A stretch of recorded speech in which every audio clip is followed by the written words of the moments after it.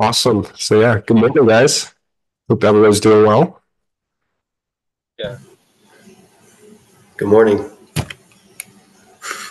First off, I would like to, first off, I'd like to introduce my friend Gray. Gray, you can turn your camera on. So next month I will not be available. So you can go ahead and translate, John. Yeah, angependa kumtambulisha rafiki yake ambaye anaitwa Gray ambaye anaonekana kwa screen pale. So I asked my dear friend Gray to fill in and continue the session next month in June. So he will be taking over for me next month. Na anasema kwamba amemuuliza rafiki yake atakuwa anatufunza mwezi wa 6 kwa niaba yake. I guess I went to church with Gray for quite a few years. We live in the same town, and he's a local Bible teacher at one of the schools there. So it's been a pleasure getting to know him, and it has become a good friend of mine. So I'm excited that you guys get to know him as well. Anasema kwamba ni mmoja anaishi kule Marekani kwa mji mmoja na yeye ni mwalimu katika chuo cha Biblia. So I don't know if you have anything you want to say, Gray, before we jump in, or not. Well, it's a pleasure to meet you guys, and I'm looking forward to hopefully getting to know you guys a little more next month. Anasema ni tunuku sana kukutana pamoja nasi na anafurahia na ngoja mwezi ujao ili akaweze kuzungumza nasi na kukutana nasi katika runinga tena. Awesome. Thanks, Gray. With that, we can jump in to 1 Timothy. Acha tuangalie katika Timotheo wa kwanza.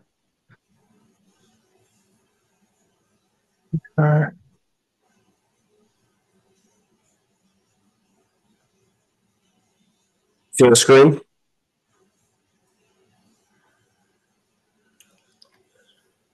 Okay, we'll see my screen, John. Yeah, I can see it. Yeah, Timotheo wa kwanza mlango ule wa 3:14 hadi 16. Okay, and make sure you are translating my words. Don't worry as much about the slide unless I read off the slide. Okay. Yeah. Okay. So 1 Timothy, part 4. Timotheo wa kwanza 3:14-16. Just a reminder again of our purpose. I know we go through this every time. Tumekuwa tukipitia katika kitabu hiki kwa muda mrefu. So one of the goals of this is to provide training on how to read and interpret the New Testament letters using 1 Timothy and 2 Timothy as an example. Na jinsi ya kusoma katika Agano la Kale katika Timotheo wa kwanza na Timotheo wa pili kama We want this to be a resource to equip you all as church leaders to teach through these specific letters.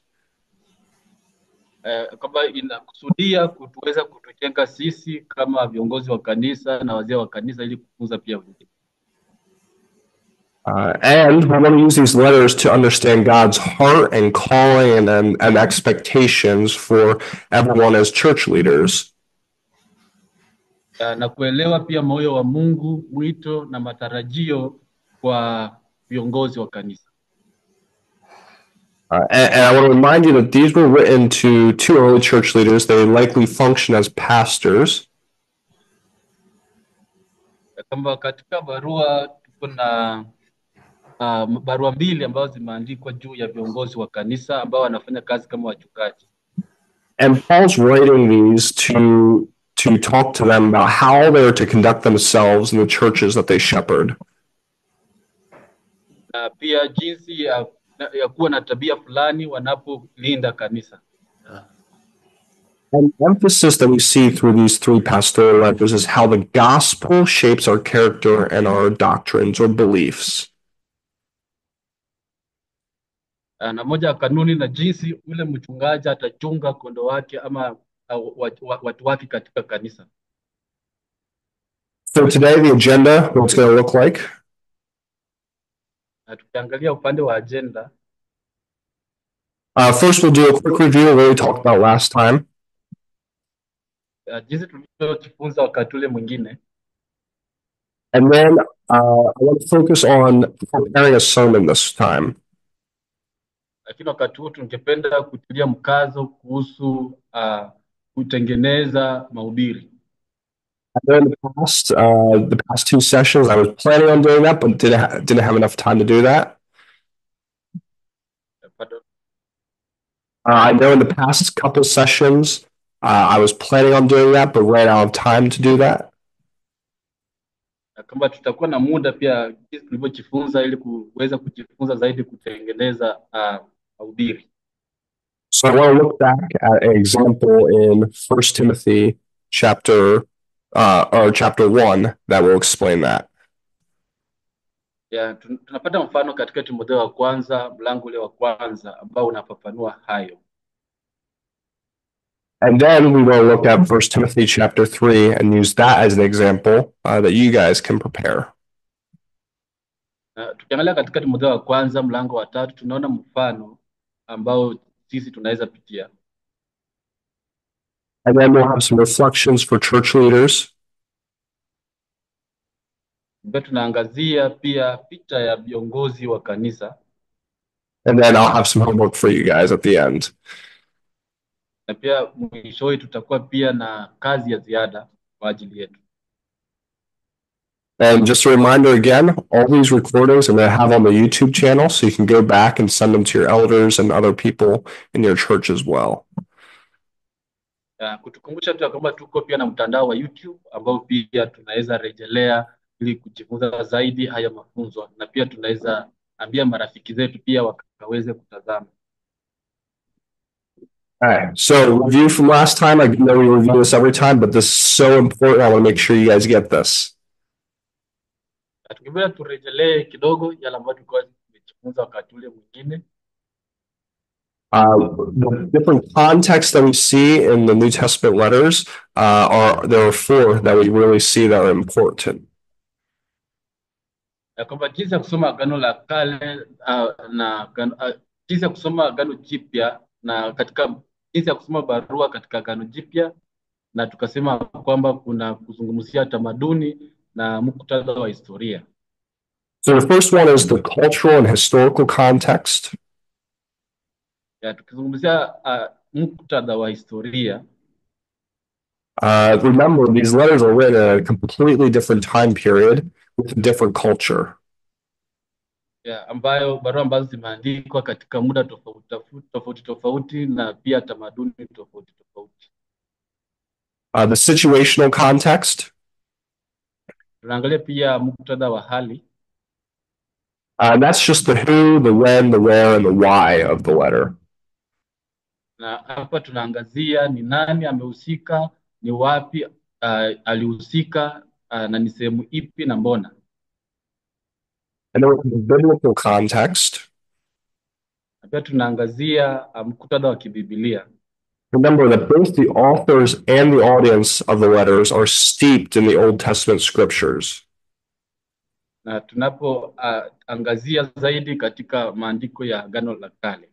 So many of their ideas and thoughts you can find directly in the Old Testament. Mawazo mengi sana utapata katika vitabu vile vya Agano la Kale. Biblical worldview that's shaping all their ideas and their beliefs. Na pia tunaangalia mtazamo wa kibibilia na pia mtazamo wa ulimwengu. And finally, there's a literary context. Baadaye tunatazamia muktadha wa kilugha. So what do the letters say within their own context of the letter? So if you're looking at a passage, what's before and what is after the passage? Kama hapa tunaangazia kwamba kifungu hicho cha Biblia kinazungumzia nini, inabidi tusome juu kidogo na pia tupite tusome chini kidogo tuelewe muktadha wote. And so last time we looked specifically, what does 1 Timothy have to say about elders? Na wakati ule mwingine pia tuliweza kuzungumzia masuala ya wazee. that elders should primarily be men, Tukasema kwamba inabidi awe mzee ambaye ameoa, and that a big emphasis of elders' ministry is teaching and prayer and protecting from false teaching. na ambaye pia ako na uwezo wa kufunza ama kuhubiri, na pia ako na uwezo wa kulinda kondoo na kuwatunza kutokana na mahubiri ya uongo. Elders are called to live above reproach and live lives full of integrity. Na kwamba pia wanapaswa kuishi maisha ambayo ni ya heshima na wakiwa na nidhamu. Uh, their their their family life is supposed to be a reflection of their church life. So how they manage their family is going to reflect on how they manage their church and shepherd their church. Kwamba tunaangazia jinsi wanaishi na kutunza familia yao, kwa sababu vile vile hivyo ndivyo watatunza kanisa.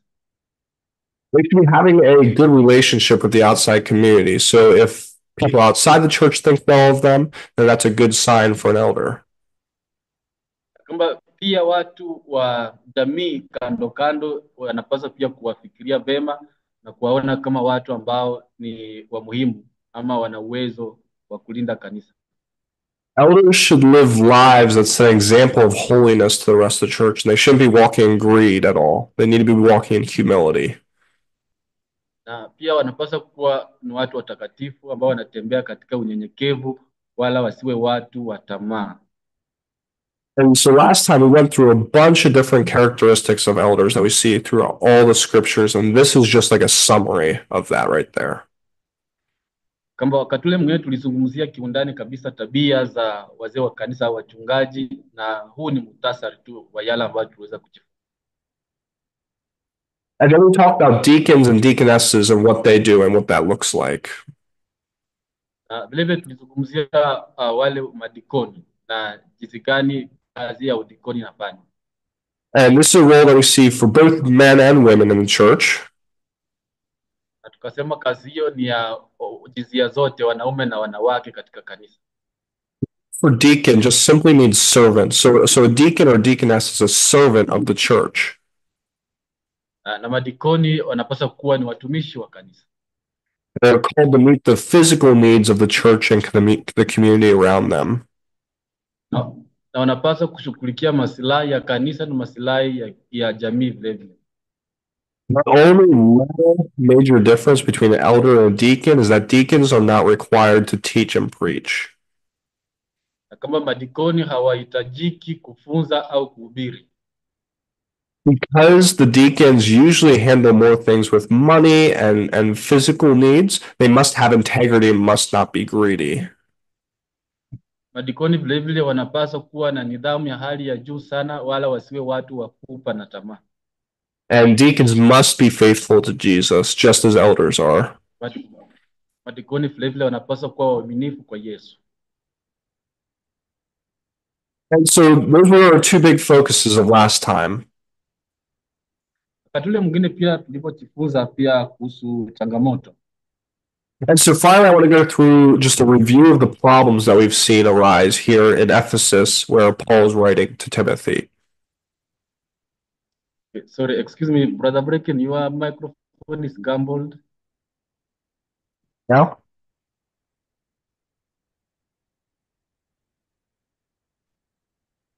Now?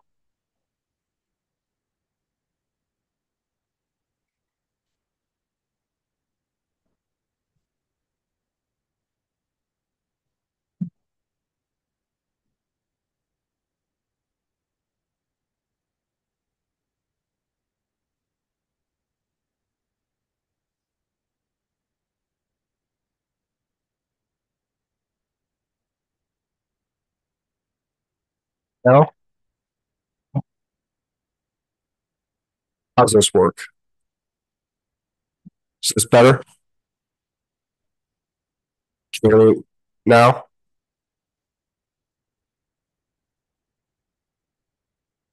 Your microphone still has a problem.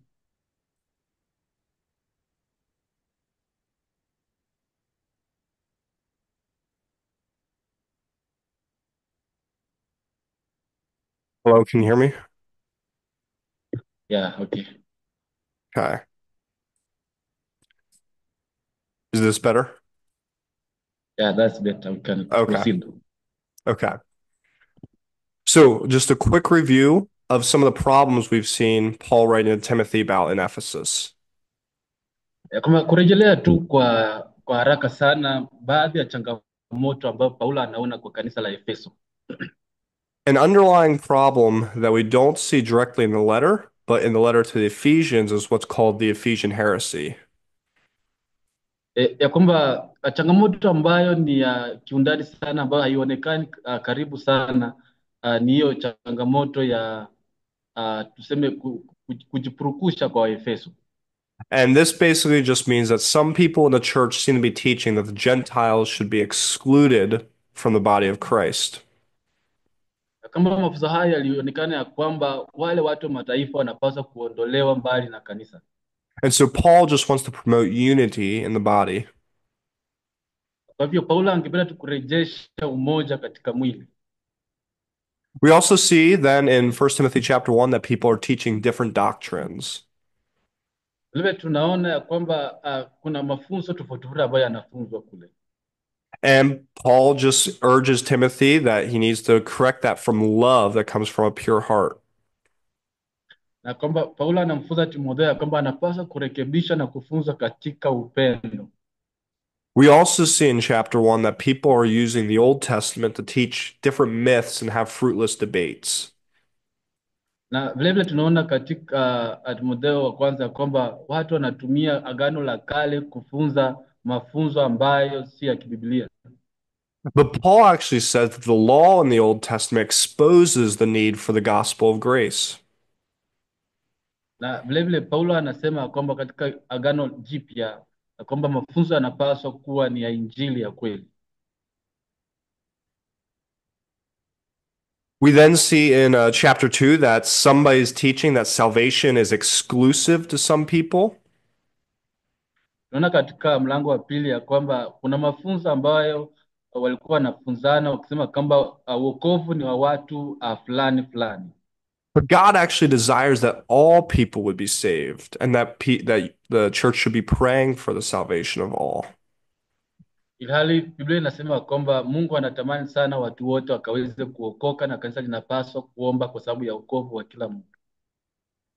There seems to be some men that are arguing and quarreling about things. Lakini kulionekana kuna watu ambao walikuwa wanabishana kuhusu hayo. And Paul says they should be praying first, the men. Na Paulo anawaambia ya kwamba wanapaswa kuwa wanakiomba kwanza. We also see that there seems to be some women that are treating the worship gathering as like a fashion show, trying to draw attention to themselves. Vile vile tunaona kwamba kulikuwa na wanaume ambao walikuwa wanajaribu sana kujipandisha juu. But Paul desires for the women of the church to dress in modesty and focus on their character rather than their outward appearance. Na kuhusiana na mavazi, Paulo anasema kwamba watu wote wanapaswa kuvaa vema kwa mavazi ya nidhamu, ila wanapaswa kushughulikia kwanza tabia zao na mienendo zao. And finally, we see that there seems to be some women that are disturbing the church gatherings and teaching things that are not essential to the gospel. Na pia kulionekana kuwa na wanawake ambao walikuwa wanasumbua kanisa kwa kufunza vitu ambavyo si vya kujenga mwili wa Kristo. And so Paul says that these women should submit and learn with an eager heart from the church leaders. Na Paulo anasema kwamba wanawake hawa wanapaswa kunyenyekea na kujifunza kutokana na viongozi wa kanisa. And so then that takes us into our time of sermon prep. Na haya yanatupeleka katika kipindi cha kutayarisha mafundisho au mahubiri. So what I'm going to do, I'm going to walk us through how I would prep a sermon from 1 Timothy chapter 1. Tukipenda tujifunze kutumia mfano wa Timotheo wa kwanza mlango ule wa kwanza. So it's a passage that we've already looked at before. Na ni kifungu ambacho tayari tumekwisha kukiangalia. And then we're going to take a look at where we left off in 1 Timothy chapter 3, and I want to turn it over to you guys to practice preparing a sermon off of it. Tutaangalia katika Timotheo wa kwanza mlango wa 3, kisha tutarejea ili tukaweze kuendelea kujifunza kuhusu kutengeneza mahubiri au mafundisho. So, the first step in preparing a sermon, if you're trying to preach through a passage, is to identify what your passage is. Kama hatua ya kwanza ambayo unapaswa kufanya wakati unatayarisha mafundisho ni kuchagua ama kupata kifungu. So there's a couple different ways that you can identify like a unit of thought in scripture. Kuna njia kadha wa kadha ambazo unaweza tumia kutambua wazo katika kifungu hicho. The first way is just to look at the cues that the different translators put in our translations. Ya kwamba cha kwanza uangalie maneno mahususi ambao waandishi tofauti wameweza kuweka katika kifungu. This is honestly probably the easiest way because the translators already put it there for us and do the work for us. Hii ni moja ya njia ambayo ni rahisi sana kwa sababu wale waandishi ama wakalimani wamekwisha kuwekea hayo maneno mahususi. So sometimes the translations will have paragraph indentations to mark off a unit of thought. Mara mingi utapata katika kifungu kizima kuna kifungu ambacho kitakuelekeza, kifungu cha kwanza, cha pili, katika mlango huo mzima utakuelekeza. And then sometimes they'll even have headings in as well that will mark off what the subject of the next section is. Wakati mwingine utapata pia kuna kichwa au mada imeandikwa pale juu. However, we shouldn't always just rely on that as well. There's a couple other ways to tell. Lakini pia inapaswa tuelewe kwamba hatupaswi kutegemea haya mawili peke yake. Sometimes we should be looking for transition words. Wakati mwingine tunapaswa pia kuangalia maneno ya muendelezo. So transition word is basically a word that acts as a hinge that brings us from one thought to a new thought. Haya ni maneno ambayo yanatutoa katika wazo moja hadi kwa wazo lingine. So in English, some words would be like now, but, therefore, finally, first of all. Maneno haya ni kwa mfano ni sasa, lakini, kwa hivyo, baadaye au mwishowe. And I'm sure you have some words in Swahili that act as like a transition word between one thought to a new thought. Na Biblia atatuonyesha maneno zaidi ya Kiswahili ambayo yanatusaidia kututoa katika wazo moja kwenda katika wazo lingine katika kifungu. And finally, the last way is just to look at a cohesive unit of thought or an idea that's in a section. Vile tunapaswa kuangalia mawazo ambayo yameshikana au muktadha kadha wa kadha ambazo ziko na wazo sawa. So sometimes these cohesive thoughts will be in a really large chunk. Wakati mwingine mawazo ambayo yameshikana yanaweza kupatikana katika vifungu vikubwa zaidi. Unapaswa kusoma kifungu kikubwa ndipo upate mawazo haya mawili. Where it might span chapters and chapters. Wakati mwingine itakubidi usome milango zaidi na zaidi ili kupata mawazo ambayo yanaoana. Or it might come in a small chunk that may only talk about it in a few verses. Wakati mwingine unaweza pata mawazo haya ambayo yameshikana katika mistari michache tu pale chini. So we want to be able to identify these thoughts and where these thought units start and stop. Kwa hiyo tutakuwa na uwezo wa kugundua mawazo haya na pale ambapo mawazo yanaanzia na kushikana au kuteremka chini. So looking at 1 Timothy chapter 1 as an example. Kiangalia Timotheo wa kwanza mlango wa kwanza kama mfano. We see that in verses 1 and 2, this is like an introduction to the letter. Tunaona kwa mfano mstari wa kwanza na wa pili unazungumzia utambulisho tu wa barua hiyo. There's no transition for this because it's just the letter just starts where it is. Na hapo hakuna muendelezo, maana yake tuna tu utambulisho katika mstari hiyo miwili. And then we see the next thought unit as verses 3 to 7. na tunatazama kipengee cha wazo cha pili katika mstari wa 3 hadi wa 7. And Paul marks this new thought by saying, "As I urged you, Timothy," as to na signify his new idea. na Paulo anaanza kipengee hiki akisema jinsi nilikuomba wewe Timotheo. And basically, the theme of this section is just some people are teaching some unhelpful doctrines. Ukiangalia mada ya kifungu hiki ni ya kwamba watu wanafunza mafundisho ya uongo ambayo hayasaidii. And then the next thought unit we see is 8 to 11. Kipengee cha 3 ambacho tunakitazama ni mstari wa 8 hadi 11. And Paul signifies this starting when he says now, and then he goes in and says. Na Paulo anatilia mkazo kifungu hiki kipengee hiki kwa kusema kwa sasa, kisha anaendelea. And basically the theme of this unit is just the law and what is the purpose of the law. Na mada ya kifungu hicho anazungumzia tu sheria na makusudi ya sheria. And then we see the next thought unit in verses 12 to 17, and this is on the grace and mercy of God. Na tunaangalia kipengee kile kifuatacho, mstari ule wa 12 hadi 17 inazungumzia neema na huruma ya Mungu. And now what's tricky about this part is that there's actually not really a good transition word. Na cha kushangaza sana kuhusu kipengee hiki ni ya kwamba hakuna neno lolote ambalo ni la mwendelezo ama la kubadilisha watu. This actually pairs well with verses 8 through 11.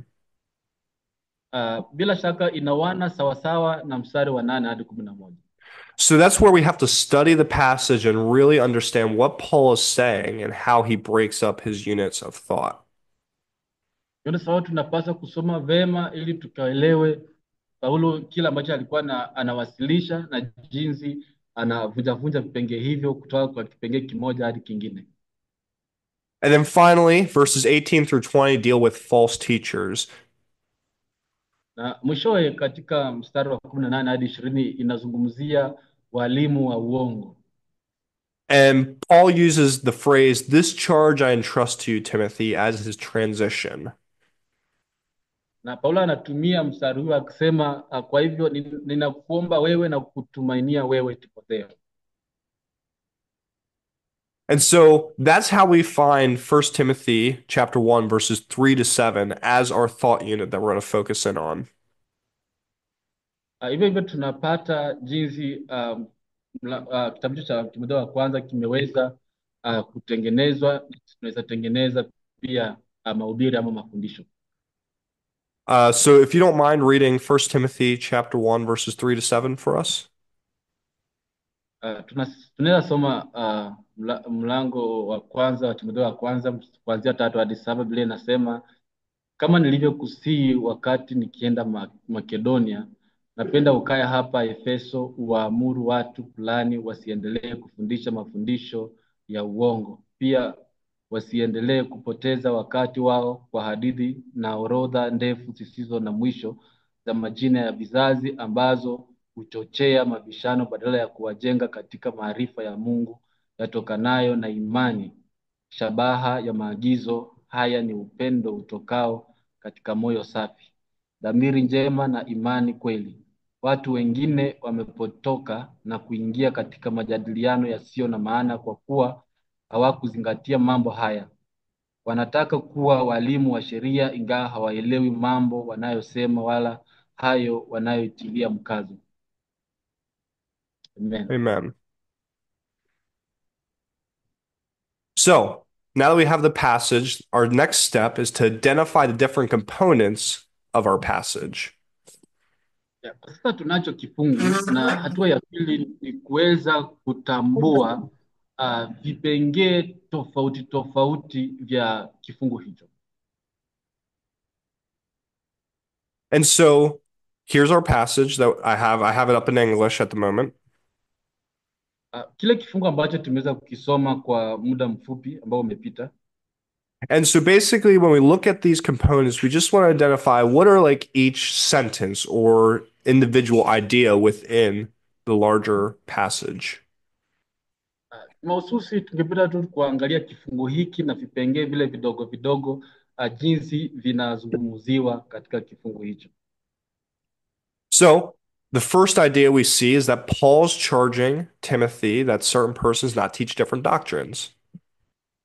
Ya kwanza ambayo tunaona, tunagundua kwamba Paulo anawaomba watu ambao wanafunza mafundisho tofauti. And then he says something about these different doctrines promote speculation rather than faith. Na anasema kwamba mafundisho hayo tofauti tofauti yanaleta tu mabishano badala ya kujenga imani. And then he says the reason we charge this is we charge it from love. Na anasema sababu ambayo inatufanya tukaweze kuingilia ama kuhukumu haya ni kwa sababu ya upendo. And then finally he ends with some people that don't teach out of love swerve into vain discussions.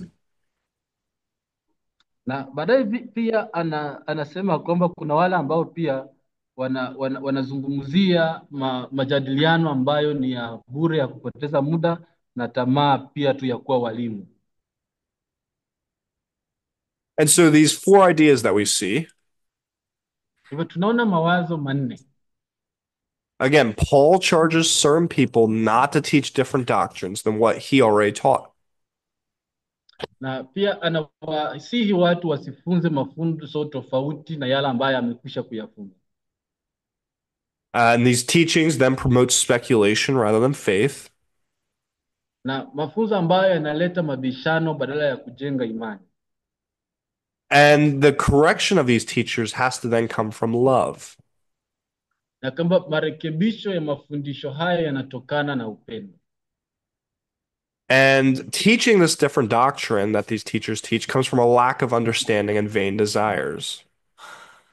Na kama kufunza mafunzo tofauti inatokana na walimu kutoelewa na pia tamaa zisizo na maana. Then so once we have our main components, our third step is to then identify the main idea of the passage using these components. Tukishaelewa vipengee vile vya msingi, hatua ya tatu ni kuweza kutambua wazo kuu. So there's two different methods that you could do this by. Kuna njia mbili tofauti ambayo unaweza tambua njia kuu. The first method is just discover what is the main thought and how the other thoughts or the other components support that thought. Kama cha kwanza ukaweze kutambua wazo kuu, alafu pia ukaweze kuelewa mawazo mengine madogo madogo ambayo yanatilia mkazo lile wazo kuu. However, there might not always be a clear main thought. Ya kwamba mawazo yale madogo madogo yanatilia mkazo lile wazo ambalo ni la msingi. And so another way then would be Kwa njia nyingine, to figure out what the message or the sum of all the different components is. ya kwamba tambua kifungu hicho kizima au vipengee hivyo vyote vinazungumzia nini. So for this passage, we were going to look for the main thought and then how the other thoughts support it. Na kutokana na kifungu hicho tutatazama na kutambua wazo kuu na yale mawazo mengine ambayo yanatilia mkazo lile wazo kuu. So again, here's our passage. Tena hapa pia kuna kifungu ambacho tumekwisha kusoma. So reading the passage, you'll see that Paul states right away what his purpose for writing the letter is. Kama tukisoma kifungu hicho tutajua wazo la Paulo katika kifungu. He reminds Timothy to charge people not to teach different doctrines. Anakumbusha Timotheo akaweze kuwakemea watu ambao wanafunza mafunzo tofauti. And then he uses this word which in English is basically a connector word. Na anatumia neno unganishi. And he's saying these different doctrines then result in something else happen. Anaanza na kusema mafunzo tofauti ambayo yanaleta pia kitu tofauti ambacho kinatendeka. And you see that he connects that right there with the different doctrines and the myths and endless genealogies. Tukiona hapo tunaona ametumia neno unganishi ambalo linaunganisha mawazo hayo mawili. And then we see another sentence where he says the aim of our charge. Anaendelea akisema kwamba sababu kuu ile ya kukemea mafunzo hayo. And then so we have to ask ourselves, okay, what is that charge that Paul is referring to? Napaswa kujiuliza maswali, je, Paulo angependa kuwasihi ama kukemea mafunzo gani? And then we see that, oh, Paul talked about his charge right before this. Na pia tunagundua kwamba alikuwa anazungumzia kuhukumu au kukemea mafunzo, watu ambao wanafunza mafunzo ambayo ni tofauti. How he is charging certain people not to teach different doctrines. Na anaweza kuwakemea watu akiwasihi wasifunze mafunzo tofauti. And then finally, he ends the last sentence by saying, by swerving from these. Na baadaye anamalizia mstari ule wa mwisho akisema, and then so we have to ask ourselves, okay, what is these that he is referring to? Sasa kujiuliza anajaribu kuzungumzia nini hapa?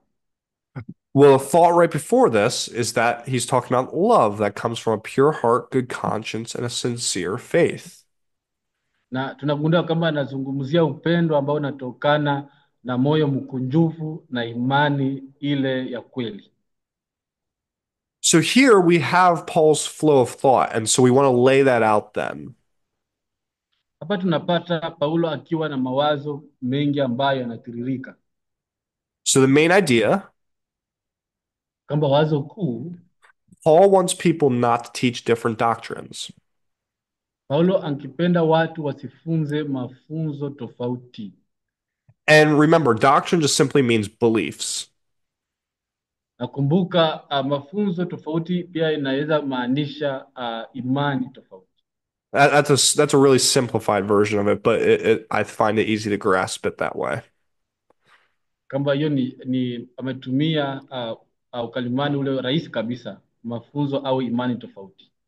And Paul doesn't want them to teach different doctrines because Na Paulo hataki wafunze mafunzo tofauti kwa sababu those doctrines promote speculation rather than faith. Kwa sababu mafunzo haya yanaleta tu mubishano badala ya imani. And then Paul wants them to know that his correction is not or that his correction is out of love. Na Paulo angependa wajue ya kwamba kuwarekebisha kwake ni kutokana na upendo. But Lakini those who avoid love teach myths and wander into fruitless teachings. wala ambao wanajizuia kutokana na upendo wanafunza mambo ya uongo na pia mafunzo ambayo hayana matunda. So here we kind of see Paul's main idea and his flow of thought that comes from the main idea. Hapa tunaona wazo kuu la Paulo na pia mfululizo wa mawazo yale ambayo yanatilia mkazo wazo kuu. And then so that leads us to our fourth and final step. Na hiyo inatupeleka katika hatua ile ya 4 na ya mwisho. We then can create our sermon outline based on the different identified components. Na hatua ya 4 inasema kwamba tunajenga sasa mafundisho au mahubiri ambayo yanatokana na utambuzi wa wazo kuu na pia vipengele ambavyo vinatilia mkazo wazo kuu. So this is just a sample sermon that I created that could potentially come from this passage.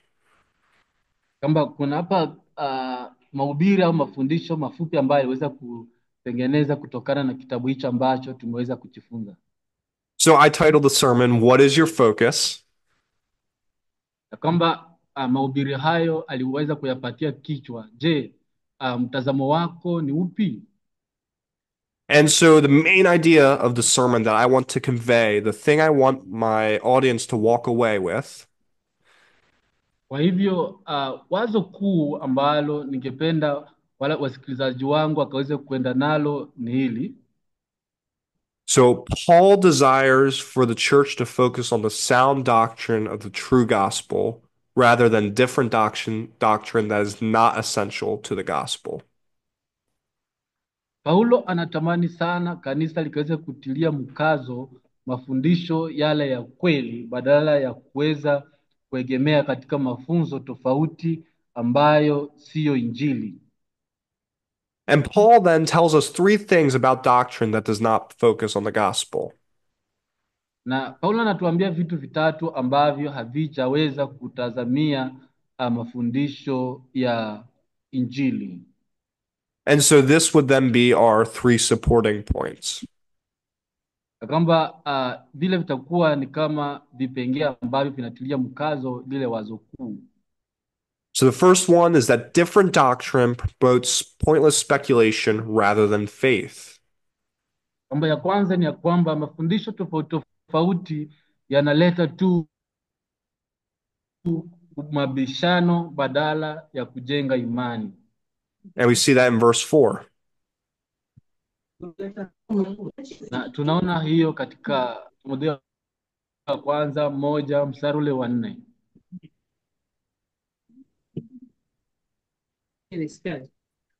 And then we also see that different doctrine avoids love and focuses on vain teachings instead.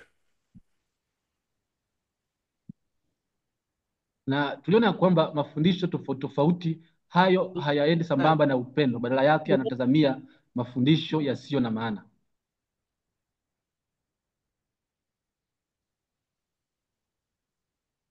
And then finally, we see that different doctrine is best corrected with love that comes from heart, conscience, and faith. Na tukasema ya kwamba kurekebishwa kwa mafundisho tofauti tofauti yanapaswa kuwa na msingi wa upendo, hekima na vile vile moyo mkunjufu na imani. And so what we want to do is make sure we focus on this main idea, but then use each point to then show a different aspect of this main idea. Kila ambacho tunapaswa kufanya ni kuwekelea mkazo ama mtazamo wetu kwa wazo kuu na vile vile kuweza kuchambua vile vipengee vingine vidogo vidogo vinavyotilia mkazo lile wazo kuu.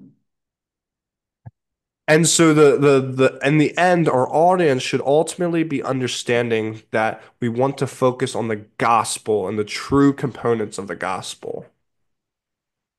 Na mwishowe wa mafundisho tunapaswa kuweza kutambua ya kwamba wale wasikilizaji wetu wanafaa kuelewa kwamba mtazamo unawekwa kwa Injili na vipengee vile vya Injili ya kweli. And then there is like a little mini bonus sermon you could find in this. Na vile vile tuko na mambo ya ziada kwa sababu ya mafundisho hayo. And we see that in verse 5. Na tunaona hayo katika mstari wa 5. So looking at verse 5, ukiangalia mstari ule wa 5, we see the main idea. The aim of our charge is love. tunaona kwamba wazo kuu ni upendo. And then we see our 3 points. Love that issues from a pure heart. Pardon, excuse me, your microphone has started Sorry. again. Then we see our 3 main ideas. So love that issues from a pure heart. Kwamba pale tunaona kwamba kuna mawazo matatu makuu yanayotokana na moyo mkunjufu na vile vile mawazo safi na imani ambayo ni ya kweli. Love that issues from a good conscience. Tunazungumzia mawazo safi. And then love that issues from a sincere faith. Na pia imani ile ya kweli.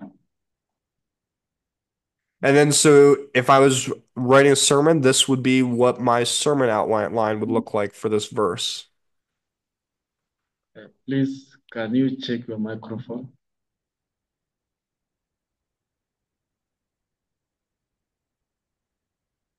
How's this now? Can you hear me now?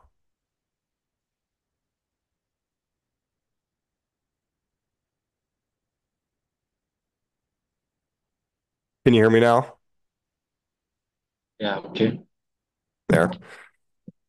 And then, so this is what my sermon outline would potentially look like for this verse. Tukizungumzia chanzo cha upendo katika mstari huo. So my title would be something like The Source of Love. Pardon?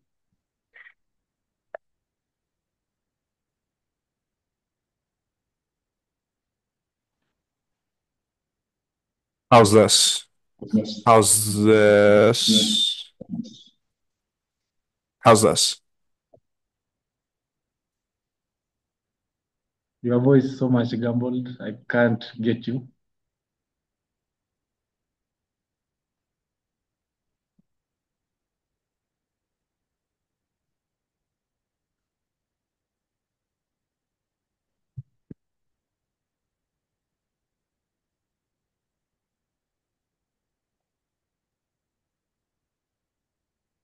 Can you hear me now?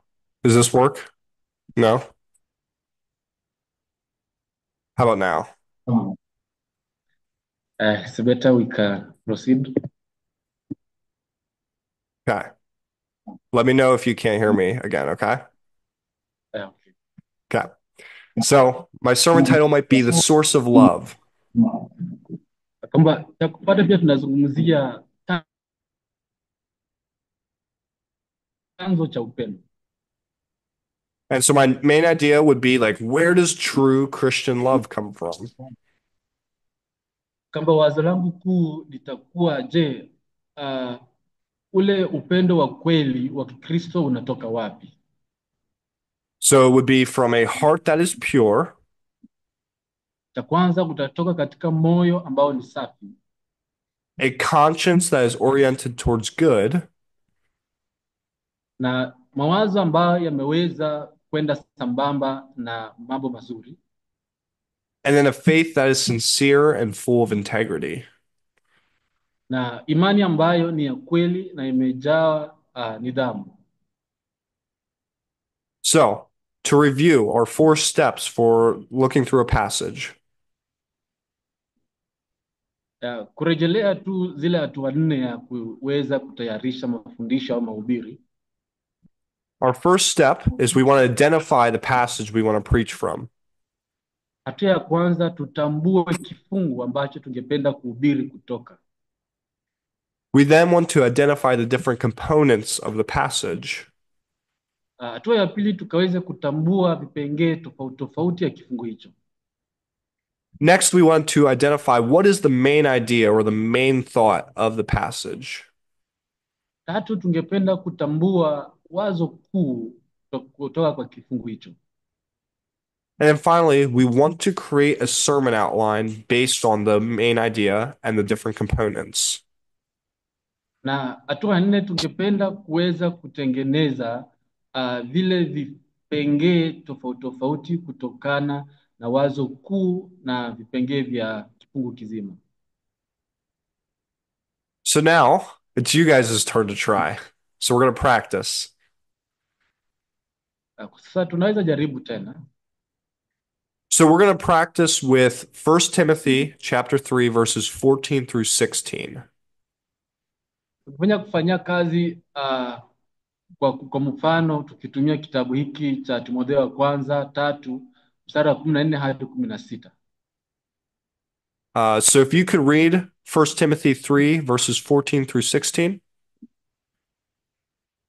Wacha tusome Timotheo wa kwanza mlango wa 3 mstari wa 14 hadi 16. Vile inasema, ninakuandikia mambo haya sasa, ingawa natarajia kuwepo pamoja nawe karibuni, ili kama nikicheleweshwa upate kujua jinsi watu wanavyopaswa kuenenda katika nyumba ya Mungu, ambayo ni kanisa la Mungu aliye hai, nguzo na msingi wa kweli. Bila shaka yoyote, siri ya dini yetu ni kuu. Alidhihirishwa katika mwili wa kibinadamu, alithibitishwa katika roho, alionwa na malaika, alihubiriwa katika mataifa, akaaminiwa ulimwenguni, akachukuliwa juu katika utukufu. Amen. Amen. So, again, my goal is to help you prepare a sermon on that passage that we just read. Kwamba lengo ni kukusaidia wewe ukaweze kutengeneza mahubiri au mafundisho kutokana na kifungu ambacho tumekisoma. So, step 1, let's identify the passage. Hatua ya kwanza, wacha tukatambue kifungu. This was already done. Obviously, it's chapter 3, verses 14 through 16. Tayari tumekwisha kutambua kifungu, Timotheo wa kwanza mlango wa 3 mstari wa 14 hadi 16. So now let's move on to the second step. Ningependa kusonga katika hatua ya pili. So let's identify the different components of the passage. Kutambua vipengee tofauti vya kifungu hicho. So remember our example from earlier. Kwa mfano ambao tumeweza kujifunza mwanzoni, how we have these different components that make up different ideas in just this verse alone. Tuko na vipengee tofauti tofauti ambazo zinaleta mawazo tofauti tofauti katika kifungu hiki. So now what I want you guys to do is to turn to a partner. Kila ambacho angependa tufanye ni tutafute rafiki. And looking at that passage, what are the different components, or even think about like what are the different lessons that you can find within that passage we just read? Na mkaweze kuangalia na kutambua vipengee tofauti tofauti au mafunzo tofauti tofauti ambayo unaweza kujifunza kutokana na kifungu ambacho tumekwisha kukisoma. And so here's the passage. Turn to a partner and see what ideas you can pull out from this passage. Kwa hivyo kifungu ndicho hiki hapa, unaweza tafuta jirani alafu mkajaribu kutafuta mafunzo au vipengee tofauti katika kifungu hicho. So take 10 minutes and then we'll come back together and we'll talk through it. Unaweza chukua dakika 10 kisha tutarejea na tukazungumzie. Does what's being asked make sense? Yeah. Okay. Go ahead, 10 minutes and then we'll come back together. Dakika 10 kisha tutarejea tena tuendelee.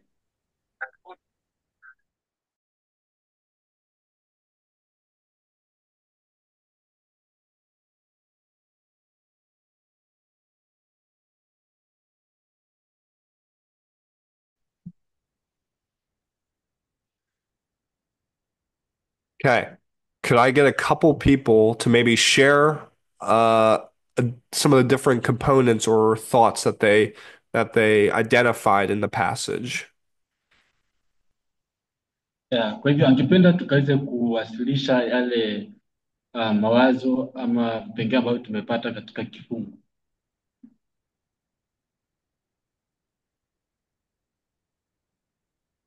Kwa hivyo mwenye ako tayari anaweza akatuambia.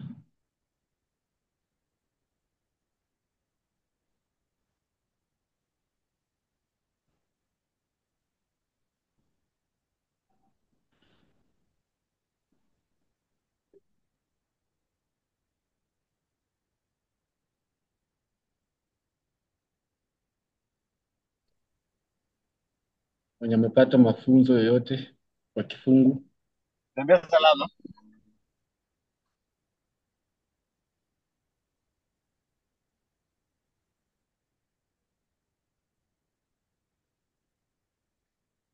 Any thoughts?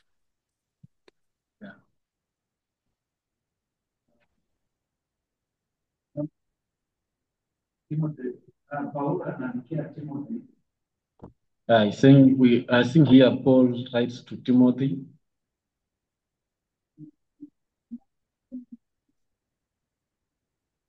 that Timothy should stand by the teachings in the church, that people might change and follow Jesus. Yes. Yep. There you go. That's one. Any others? Akasema hiyo iko sawa, hiyo ni moja. Nyingine?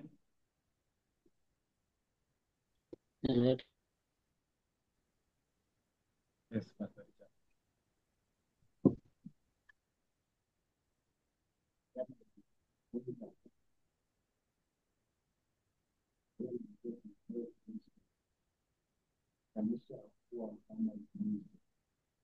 Yeah, the second one is saying that Paul writes to Timothy that the church should be like a pillar.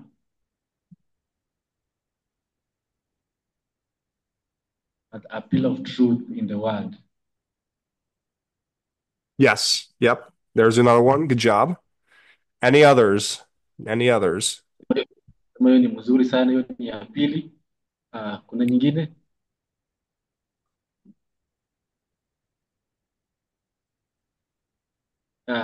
He's also saying that Paul writes to Timothy that the church members should be conduct themselves accordingly and in decency.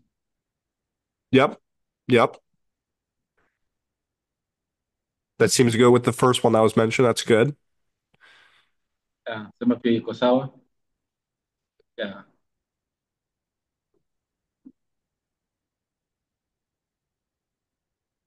Well, actually, ask Homo.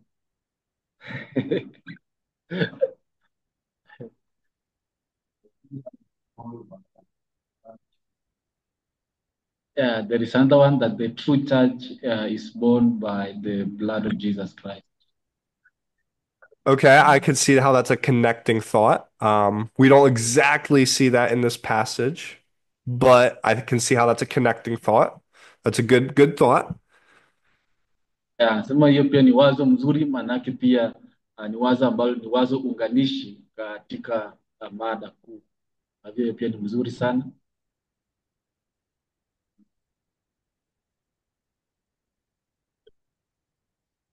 Well, why don't we go through this? So those were great thoughts and great components that were identified. Anasema kwamba ni mawazo mema sana na pia vipengele vizuri sana ambavyo tumeweza kutambua. And let me just show you some of the components that I identified going through this. Yeah, na vile vile angependa kutuonyesha vipengele zaidi ambazo ameweza kutambua. So the first thought, I think this was mentioned, Paul's writing so that everybody in Ephesus knows how to behave as part of the household of God. Yeah, wazo la kwanza ambalo pia limetajwa ni kwamba Paulo anaandikia Timotheo ya kwamba watu wa kanisa wanapaswa kuwa na tabia nzuri katika kanisa. And the church is supposed to be a pillar of truth, which was also mentioned. Na vile vile kipengele cha pili ambacho pia kilitajwa ni ya kwamba kanisa ni nguzo ya ukweli. So those are two components, and you guys mentioned those, which was good. Vipengele hivyo viwili ambavyo umeweza kuvitaja, unasema kwamba ilikuwa mzuri sana. And then that last idea, I think, was being connected to this idea, but I would say it wasn't explicitly talking about the blood of Jesus. Na pia wazo ambalo pia linaunganika, halijasema moja kwa moja, lakini linaunganika na mawazo hayo mawili ni kuhusu ile damu ya Yesu. So Paul talks about the mystery of godliness. That's a component. Na Paulo anazungumzia kuhusu ajabu wa kanisa la Mungu. And then he has this long thought that's kind of laid out in like really quick snippets here. He has this long thought that's laid out in small sections here. Kama ako na wazo hili kubwa ambazo pia limeweza kuwekwa katika vipengele tofauti tofauti vidogo. So manifested in the flesh. Ambaye inajidhihirisha ya kwamba aliweza kujidhihirisha katika mwili. Vindicated by the Spirit. Akaweza kuwekwa wakfu na Roho. Seen by angels. Akaonekana na malaika. Proclaimed among the nations. Akatangazwa kati ya mataifa. Believed on in the world. Akaweza kuaminiwa ulimwenguni. and then taken up in glory.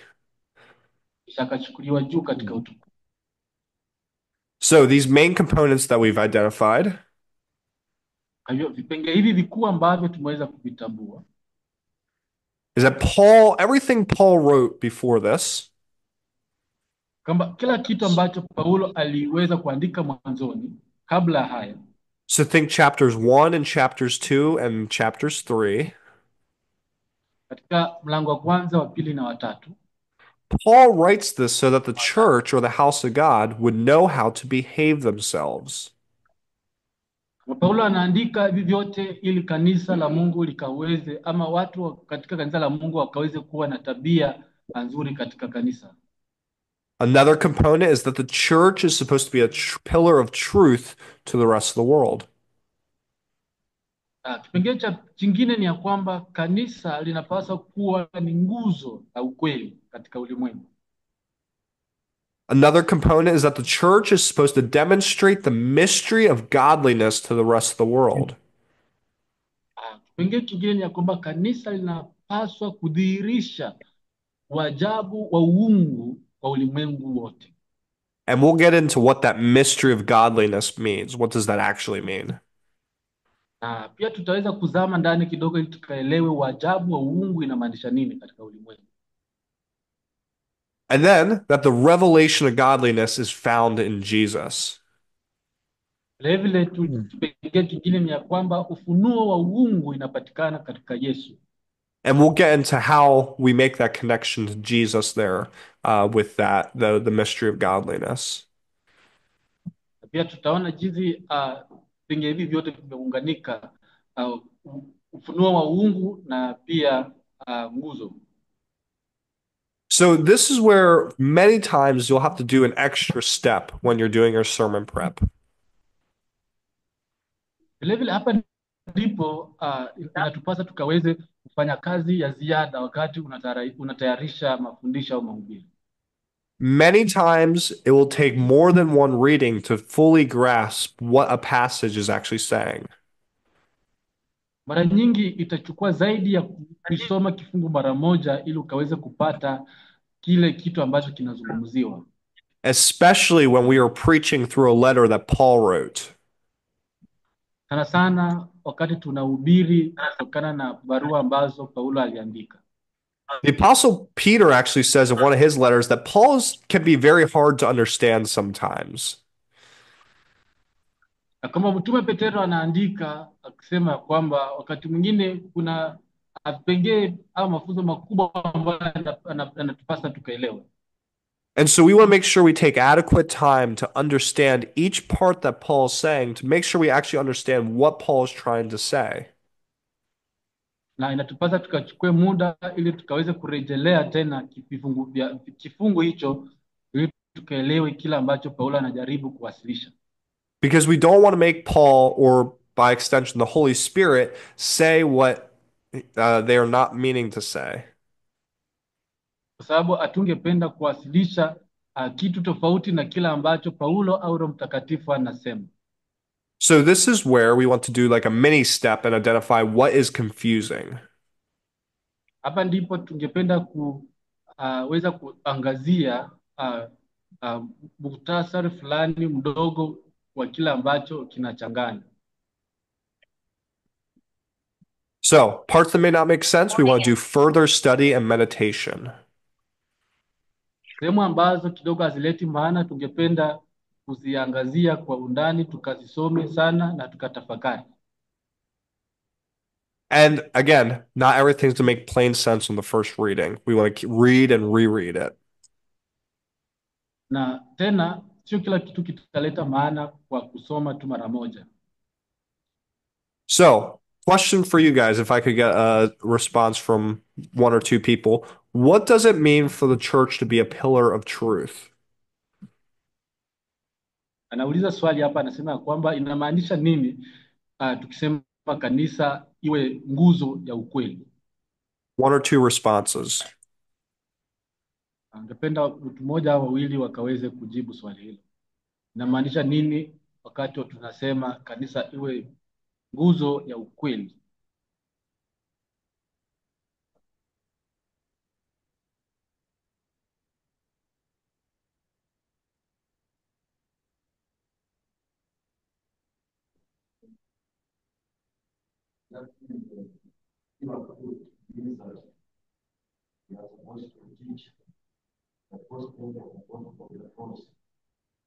Yeah, it's saying I have the first response that it means that the church should teach the gospel of the cross. Good, good. Any other thoughts? Nasema wazo lingine ko sawa, wazo lingine.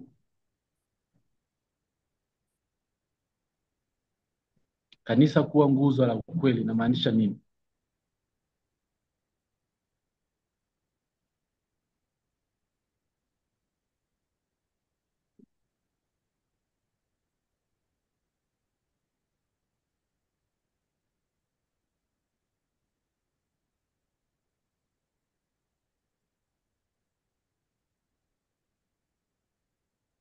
If not, I can go on and explain my thoughts, but I want to make sure of adequate time.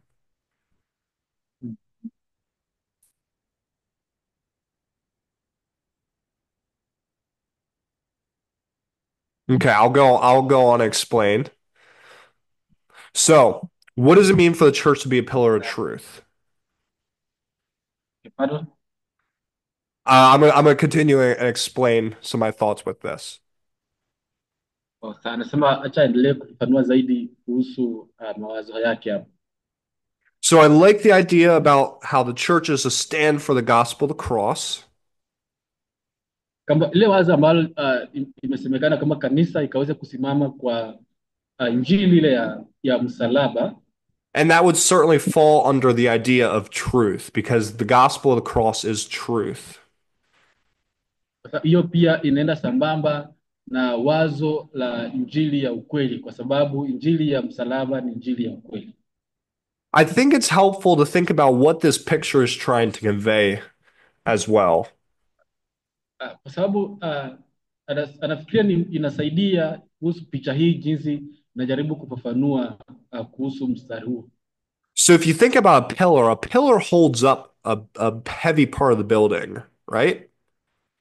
Kuzungumzia nguzo huwa inabeba uzito fulani kule juu. And in this image, Paul is saying that the church is supposed to be the pillar. Na katika kifungu hiki tukiangalia picha inasema kwamba Paulo anasema kanisa ni kama nguzo that holds up truth in the world. ambayo inashikilia ukweli ulimwenguni. And so that truth, of course, is the gospel of the cross. Kwa hivyo ukweli ni kama injili ile ya msalaba. And the revelation of who Jesus is to the world. Na vile vile ufunuo wa Yesu ni nani katika ulimwengu. We as the church, we do not want to hold up the love of money. Sisi kama kanisa hatupasi kushikilia upendo tu wa pesa. Or we don't want to hold up political leaders. Au pia kushikilia tu viongozi wa siasa. Or we don't want to hold up platforms or fame. Au tushikilie mitandao ile tu ya kujulikana zaidi. We want to hold up truth and shine that truth as a light to the world. Tungependa kushikilia ukweli na tuangaze ukweli huo kama mwanga kwa ulimwengu. So then let's also look at what is the mystery of godliness. Tungependa tuangalie wajabu wa uungu ni nini. And this is a really fascinating phrase that Paul uses here. Ni mstari kidogo wa kushtusha ambao Paulo anatumia. So mystery is also just another word for revelation. Kwa hivyo wajabu pia inaweza maanisha ufunuo.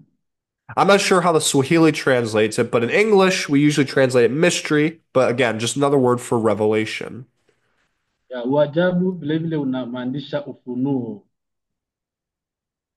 And revelation just means something has been revealed or uncovered. Na ufunuo inamaanisha kwamba kitu kimeweza kuwekwa wazi. Think about like a veil hides something, and then when it's pulled apart, you can see through clearly. Unaweza fikiria kuhusu pazia, kama pazia imewekwa inafunika, lakini inapoondolewa kuna kuna kitu ambacho kinadhihirishwa zaidi. And so what Paul does here is he equates the beginning and the purpose of godliness to Jesus in verse 16. Kama kila ambacho Paulo anafanya hapa ni analinganisha mwanzo wa makusudi ya ukweli kwa Yesu. And so that is what is known as like this, it's usually referred to as a hymn in verse 16. Hii ndio inajulikana kama Zaburi katika mstari wa 16. We see this appear in 6 lines, and this was thought to be a very early church hymn to Paul and his audience. Na tunaona kwamba iko katika mstari tu 14 ambayo ilijulikana kama Zaburi kwa kanisa wakati wa Paulo. And so we can see these 6 lines laid out here.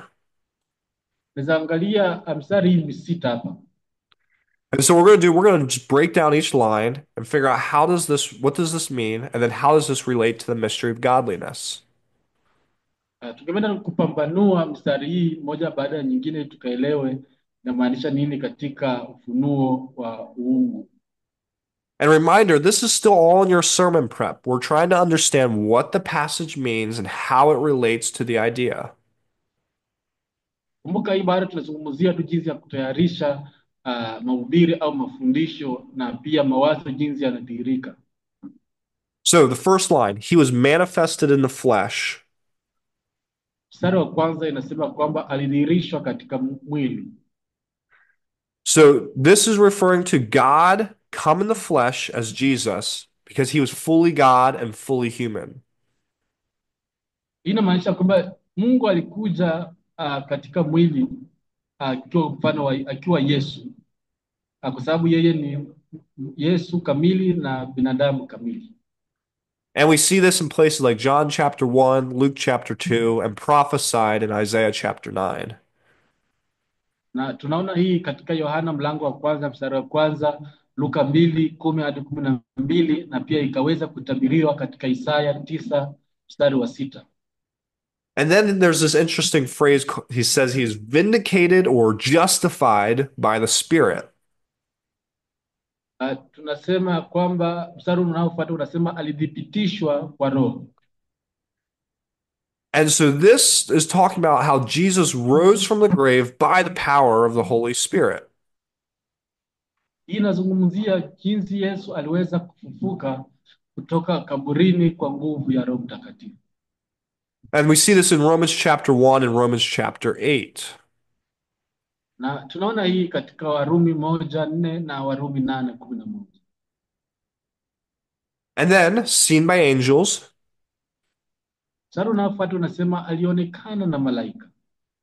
The Gospels record that there were angels that were there at Jesus' tomb at his resurrection. Injili inanakili ya kwamba kulikuwa na malaika ambao waliweza kushuhudia ufufuko wa Yesu. And then proclaimed among the nations, Jesus was then preached all around the world to both Jews and Gentiles. Alihubiriwa kati ya mataifa. Inamaanisha kuwa Yesu alihubiriwa kati ya mataifa kwa Wayahudi na pia watu wengine, inavyodhihirika katika Matendo ya Mitume 1 mstari wa 8. A big emphasis of the book of Acts and Paul's ministry is that salvation came not only to the Jews, but also to every nation on earth. Paulo anasisitiza katika kitabu kile cha Matendo ya Mitume 1:8 kwamba injili haikujia tu Wayahudi lakini kwa watu wote wa mataifa. And then believed on the world.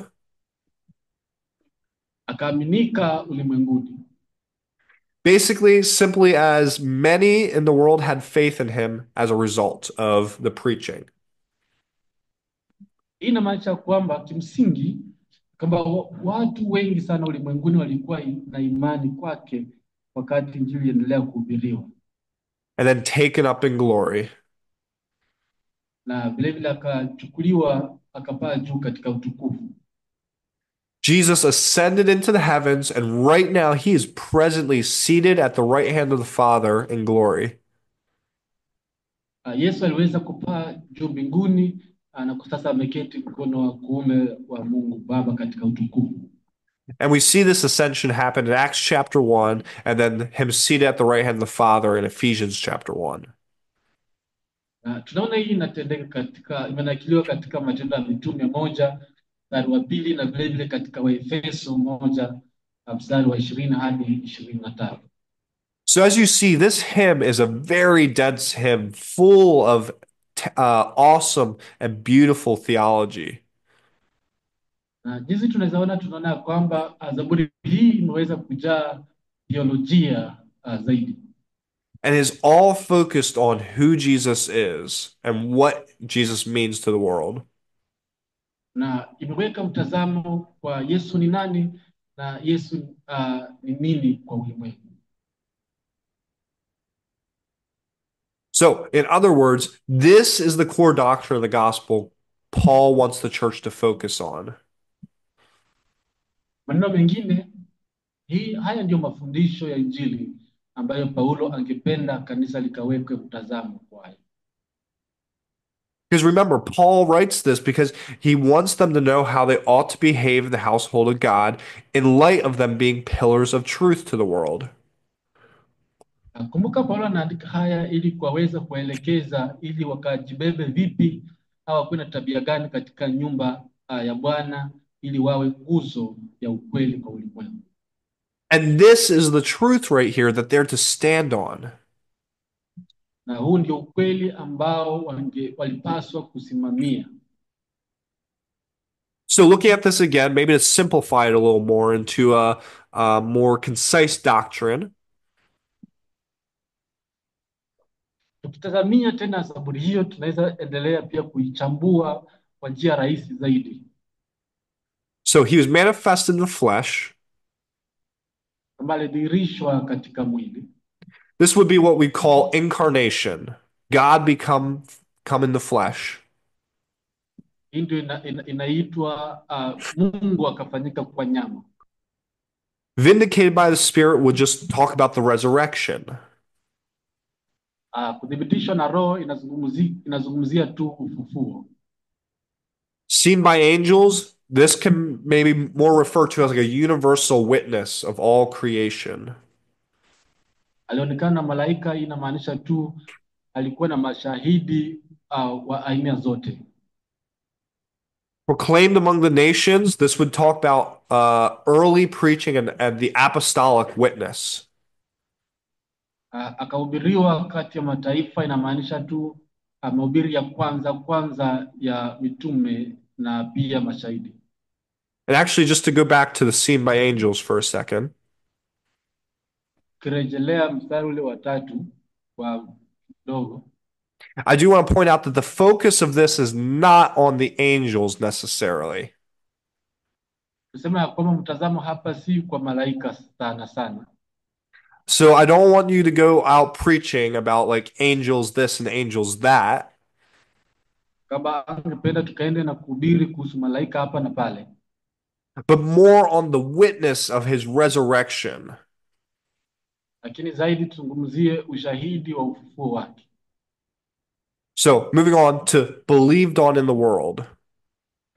Kiendelea kwamba aliaminiwa ulimwenguni. This would refer to the belief that follows from proclamation. Hii tunazungumzia tu imani ambayo ilifuata kutokana na mahubiri. And then taken up in glory is his ascension and his present reign. Akachukuliwa utukufuni, inamaanisha tu alipaa na pia ameweza kuketi akitawala mbinguni. So this right here is the core doctrine that Paul seems to focus on in what he calls the revelation of godliness. Kama hii ndio inamaanisha Paulo alikuwa anafunza kuhusu ufunuo wa kuwa watu wa Mungu. Jesus is the pure revelation of godliness. Kama Yesu ndiye ufunuo wa kweli wa uungu. What Paul is saying is if you want to live a godly life, look to Jesus. Paulo anasema kama ungependa kuishi maisha ya uungu ukamtazamia Yesu. Jesus and the message of Jesus should change who we are and how we act. Yesu na mahubiri ama ujumbe wa Yesu unapaswa kutubadilisha kuhusu jinsi tulivyo na jinsi tunatenda. So now let's move on to step 3. Acha tuangalie hatua ya 3. We want to then identify what is the main idea of this section. Kwamba tambua wazo kuu. Remember, we identified a bunch of different components of it, and we talked through what some of the different components mean. Kumbuka tuliweza kutambua na tukazungumzia vipengele vingine tofauti tofauti. But now we want to identify the components. Lakini kwa sasa tungependa kutambua vipengele hivyo. Kipengele kikuu. So again, we're going to turn back to partners. Tena tungependa tuangalie jirani zetu tena. And I want you to discuss what is the main idea of this passage. Na tukaweza kujadiliana wazo kuu katika kifungu hiki ni gani. And just to give you a hint, there could be 2. Kama ili kuwapatia tu mwelekezo kidogo, tuna wazo kuu 2. So go ahead, take 10 minutes and just discuss Mnaweza and draw out what are the 1 or 2 main ideas of this passage. mnaweza zungumza kwa dakika 10, mjadiliane ili mkaweze kupata wazo kuu 1 au 2 katika kifungu. Understood? Yeah. Okay. I'll call back in 10 minutes.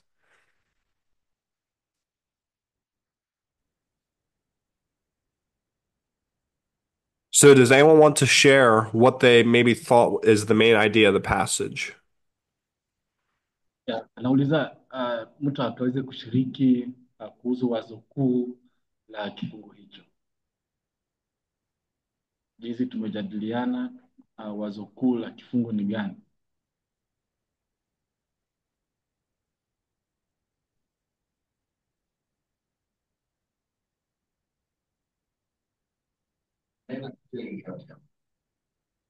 The judge uphold truth in the world. Yeah, we have a response here. Yeah, that the main idea is the church should uphold truth in the world. Yes, there's one. Anasema yeko sawa, hiyo ni moja. Any others? I would say maybe one more. See if we got the other one.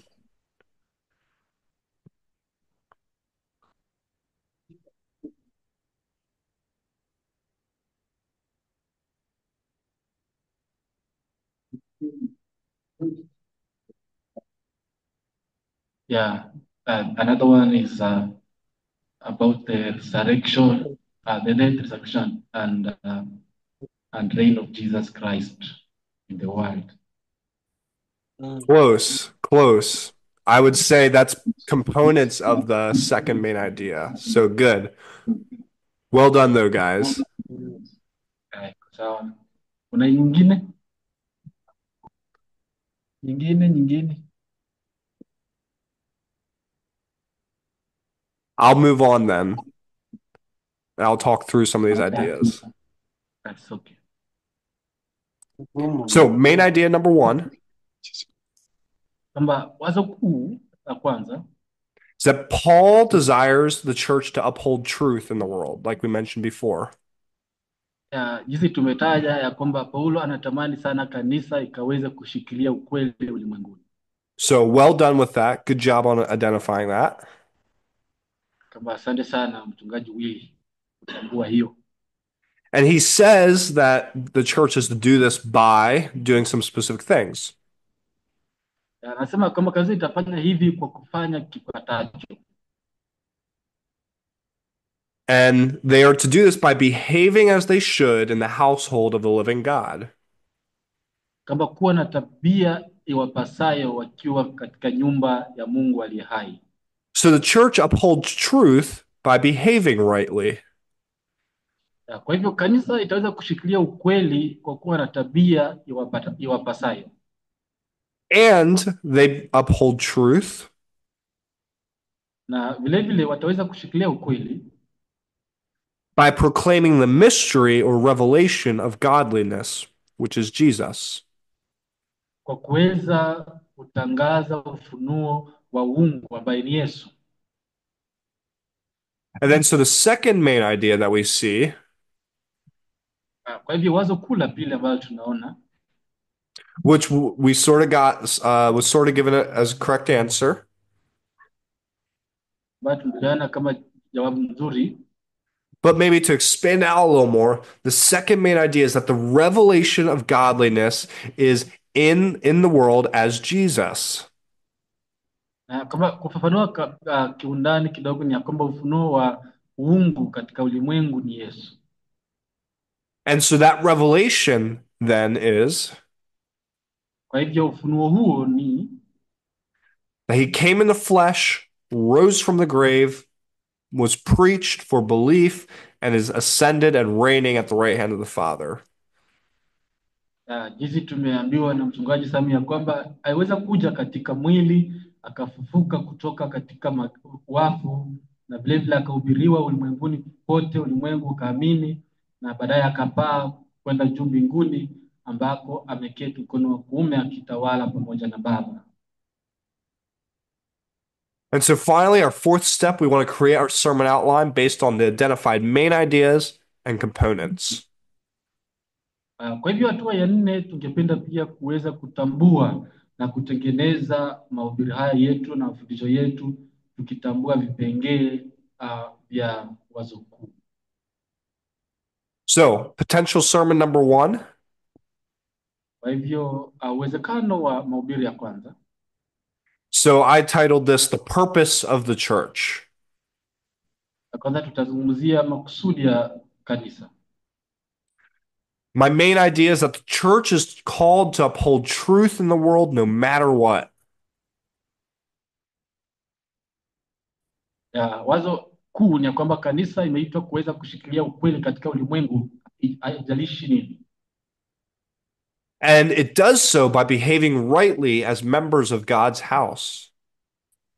Na itafanya hivyo kwa kuweza kuwa na tabia iwapasayo kama watu wa nyumba ya Mungu. And it does so by proclaiming who Jesus is.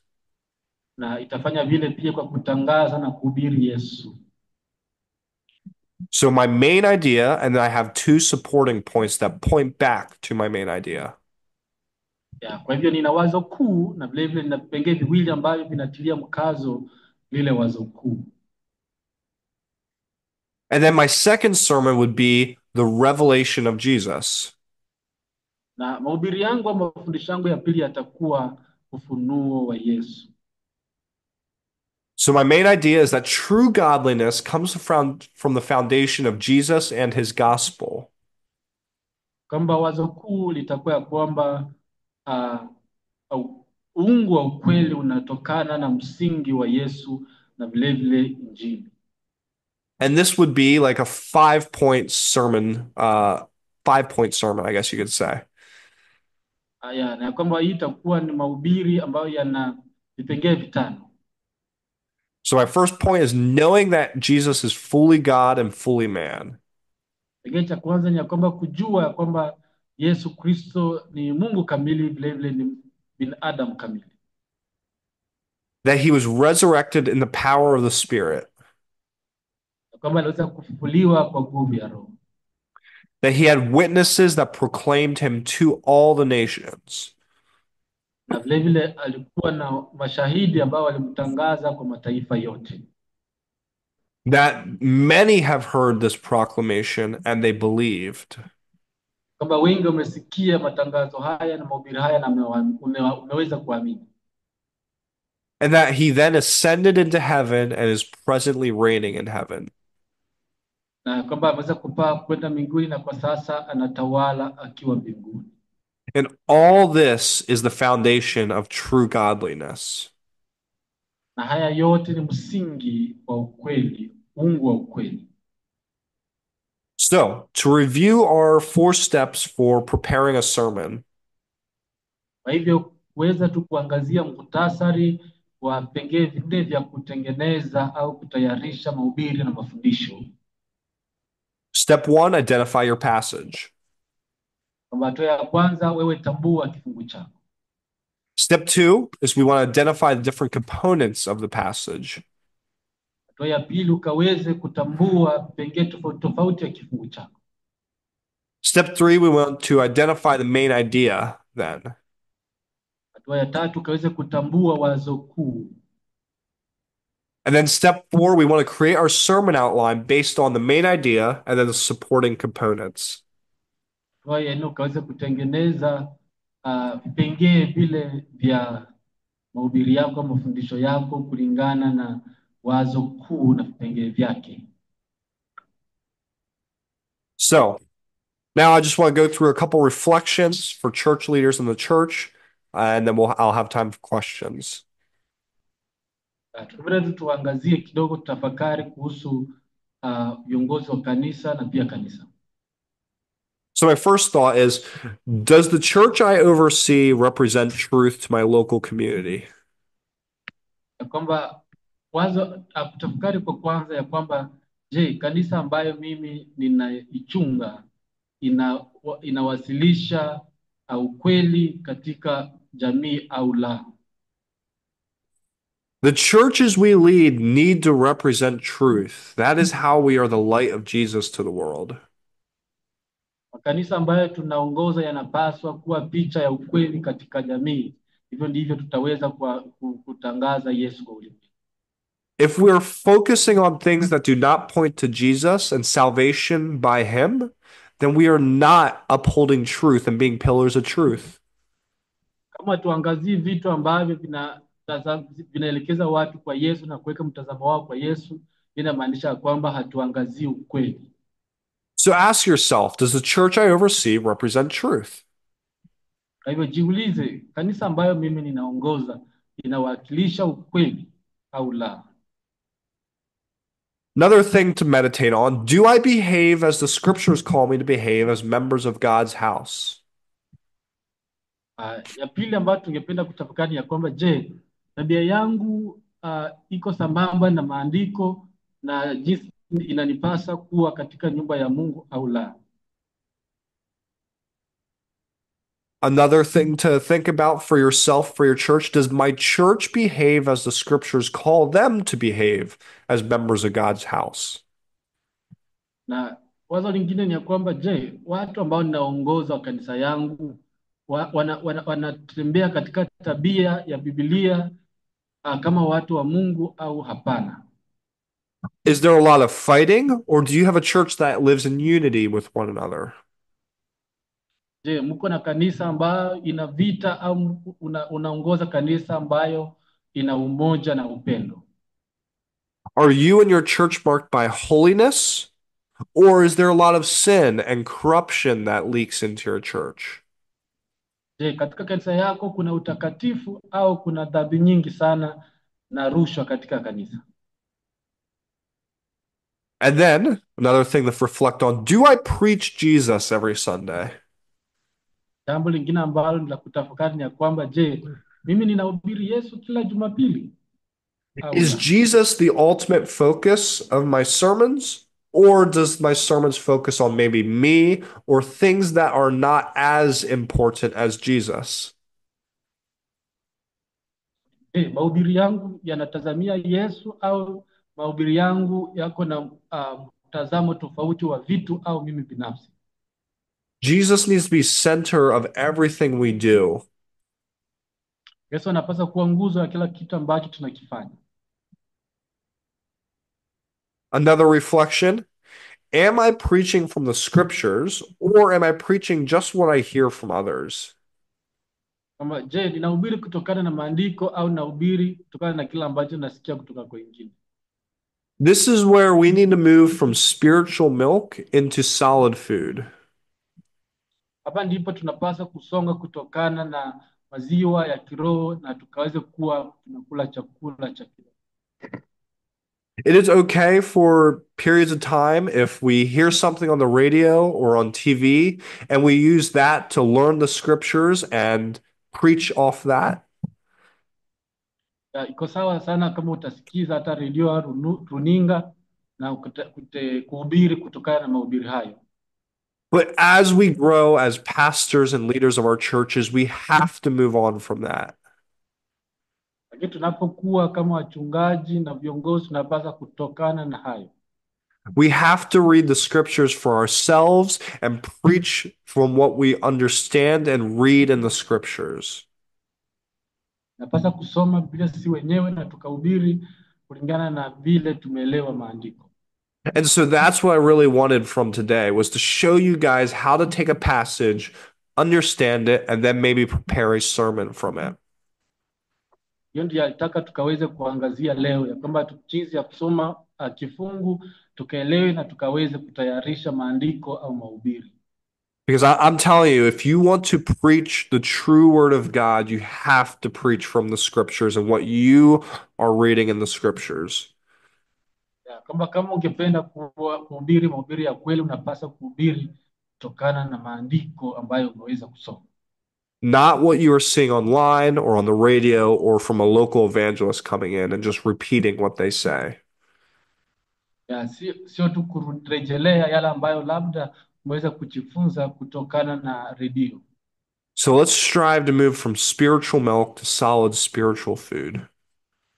Hivyo tung'ang'ane kutoka katika maziwa ya kiroho na tukaweze kuanza kula chakula cha kiroho. And so some homework for you guys. Hivyo angependa kutupatia kazi ya ziada.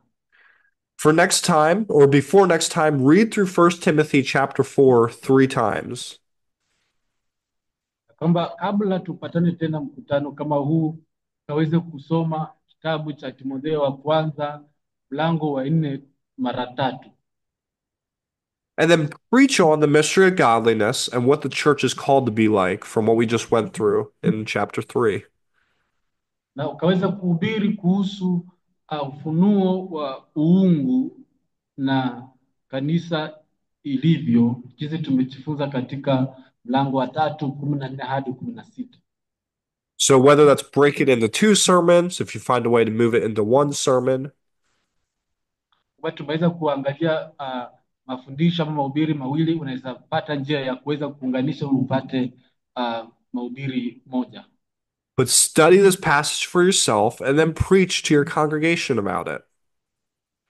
Kama ukaweze kujifunza kutokana na kitabu hicho cha Timotheo wa kwanza mlango wa 4 na ukaweze kuhubiri mafundisho ambayo umeweza kutayarisha kutokana na kifungu hicho. So I got a few minutes for questions if anybody has questions or wants some clarity on things that we discussed today.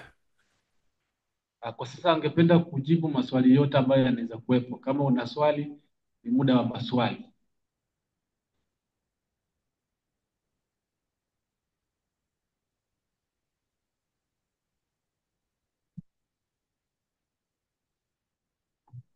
Mareva Velwachi.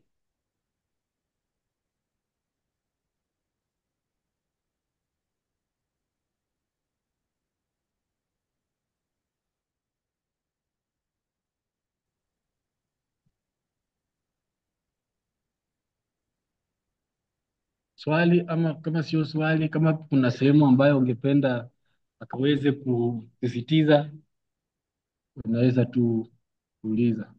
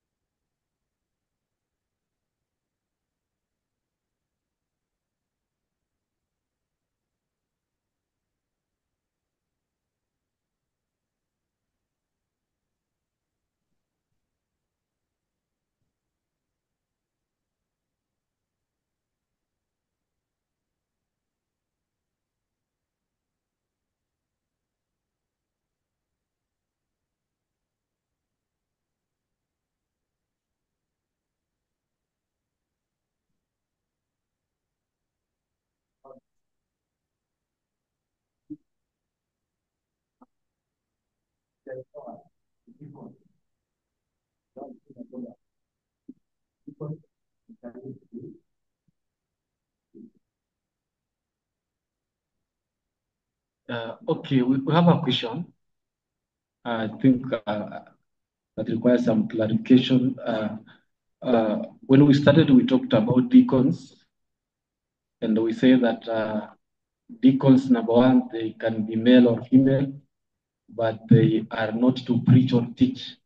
Yep. So the question is, does it mean that we have churches that have assistant pastors as deacons, so they ought not to teach, or I think they need some clarification there. Yes, great question. Let me clarify that. Swali mzuri, wacha akaweze kupambanua zaidi. At my church, we have deacons that also eventually became elders. Kama katika kanisa lake walikuwa na madikoni ambao baadaye walifanyika kuwa wazee wa kanisa.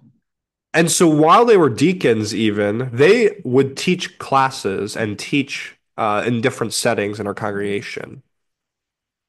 Kama wakati walikuwa madikoni wangeweza kufunza mafunzo fulani fulani au kufunza vikundi fulani fulani. The distinction between an elder and a deacon is not that a deacon cannot preach or teach. Tofauti kati ya dikoni na mzee wa kanisa si ya kwamba dikoni hawezi funza au kuhubiri. The distinction between elder and deacon is that a deacon does not need to preach. Ya kwamba tofauti iliyoko kati ya mzee wa kanisa na dikoni ya kwamba dikoni hatahitajika sana kuhubiri. His focus is meeting physical needs. If he happens to have a teaching gift, that is secondary. Ya kwamba mtazamo wake ama kazi yake kuu ni kushughulikia masilahi ya watu wa kanisa. Ya kwamba kama atakuwa na fursa ya kufunza ama kuhubiri, hiyo ni kitu ya ziada tu, lakini si kati ya kazi yake ya msingi. So you very well might have a deacon that has a gift of teaching, and they should use it. Ya kwamba kama unaweza kuwa na dikoni ambaye ako na kipaji kile cha kuhubiri ama kufunza, ni vizuri pia akatumia kipaji hicho. But Paul makes the distinction about deacons not needing to teach because there very well could be deacons that just don't feel the need to teach or aren't gifted that way. Kama Paulo anajaribu kusisitiza akisema kwamba dikoni si lazima wafunze ama wahubiri, kwa sababu kuna madikoni ambao wako tu na mwito wa kushughulikia masilahi wala si mahubiri na mafunzo. For example, at my church, kwa mfano kama kanisa yake, we have some deacons that very much can teach classes and preach. Kama kuna madikoni vile ambao wanaweza funza na kuhubiri. And we also have deacons that prefer not to teach and they use their gifts elsewhere. Ya, lakini pia kuna madikoni ambao wanahisi wasihubiri lakini watumie vipaji vyao katika kushughulikia maslahi ya watu wa kanisa. Does that make sense? Yeah. Okay. Lelo achi baliawo mwawulile.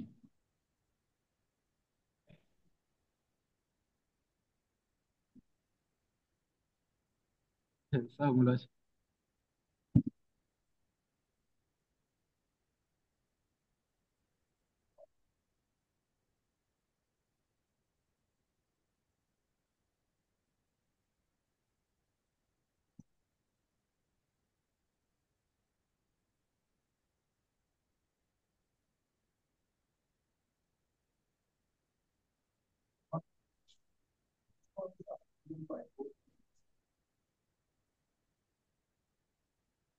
Now, God has called a woman with a shepherd for a person.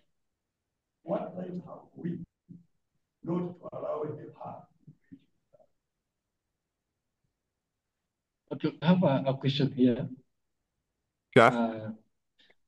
It's saying that biblically we have fivefold ministries that are given by the Holy Spirit.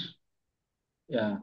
So he is asking if a woman has been called as a shepherd or a pastor in this context, is asking that who are we not to allow that mother to shepherd the church? That's a great question. Great question. Yeah. So women certainly can be gifted as an apostle. ya kwamba wanawake pia wanaweza kuwa na kipawa kile cha kuwa mchungaji. And reminder, apostle is just a sent one or a missionary. An apostle simply means a sent one, so that basically a missionary in some sense. Ya kwamba mtume alikuwa anajaribu tu kuleta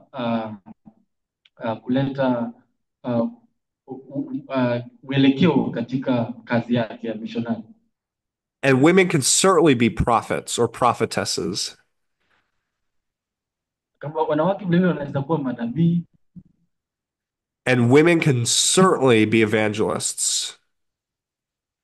Na vilevile wanawake wanaweza kuwa wainjilisti. And women can certainly be teachers. Na vilevile wanawake wanaweza kuwa walimu. And women can certainly shepherd other people. Na wanawake vilevile wanaweza kuwa wachungaji, wanaweza chunga watu wengine. So to answer your question, who am I or is anyone else to say women can't do any of that? Kwa hivyo kujibu swali hili kwamba wewe ni nani au mimi ni nani tuwapinge.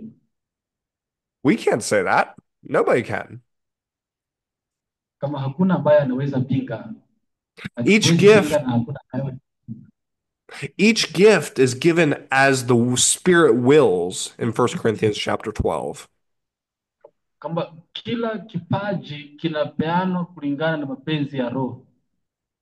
However, the scriptures do, in my mind, make very clear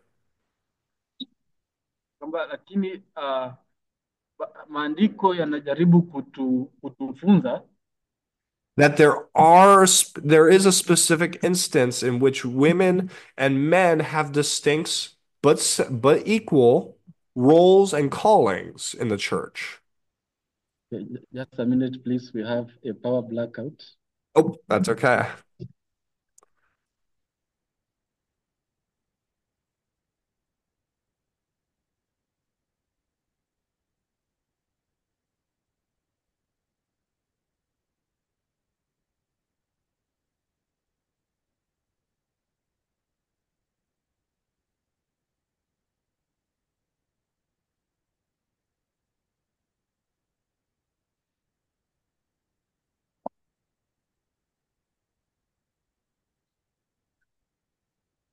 Okay. Okay. Where was I? Okay. Let's just use my laptop because we are not sure when it will be back. So okay, that's okay. Yeah.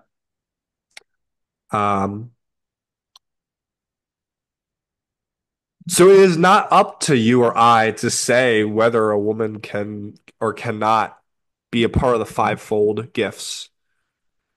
Kama si kazi yetu ya mimi ama wewe weza kusema kwamba mwanamke asikue kati ya vile vipaji tano au hapana. However, the scriptures does make clear that there are distinct but equal roles and callings that men and women are called to. Ya kwamba Biblia iko wazi kabisa na inaweza kutofautisha vipaji hivi lakini viko sawa kulingana na Roho. And in my mind, the scriptures make it very clear that on the Sunday mornings, there's a specific calling for who is allowed to preach and teach to the entire congregation. Na kulingana na mawazo yake anasema kwamba tunafunzwa ya kwamba kila Jumapili kuna mtu ambaye ameweza kutayarishwa na Roho ili akaweze kuhubiri. For 1,900 years, kwa miaka 1,900, people have abided by the word of God on this and interpreted that the word of God says there's a specific but equal call for both men and women. Na watu wameweza kufanua Biblia akisema ya kwamba kila mtu ako na kipaji ambacho amepewa na Roho Mtakatifu, lakini vipaji tofauti, lakini vipaji hivyo vyote ni sawa. I believe I've demonstrated from the word of God what I believe that the word of God is saying to us. Nafikiria kama wameweza kupeana mfano kulingana na neno la Mungu jinsi linatuambia. If you disagree, that is okay, completely okay. Kama unatofautiana vile vile ni sawa tu. But if you disagree, you have to demonstrate from the Word of God why what you think is correct. Kwa hivyo kama unapinga, unapaswa kuonyesha kwa kuangalia Biblia mbona unakuwa tofauti.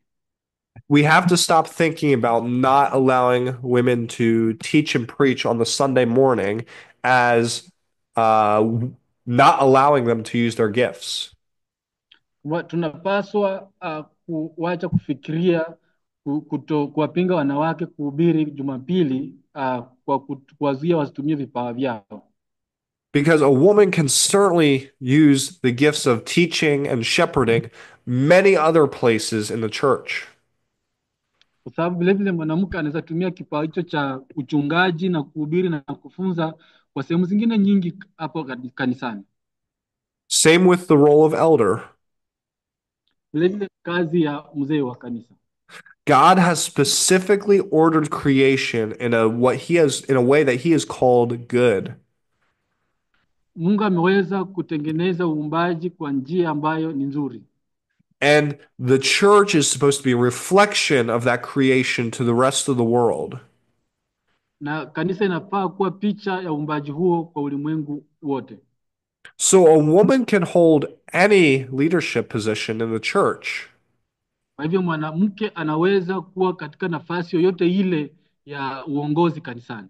The only position that I see in scripture that is restricted to men, though, is elder. Kwa hivyo nafasi ya pekee kulingana na maandiko ambayo imetengewa tu wanaume ni mzee wa kanisa. But please search the scriptures and see if what I say is so.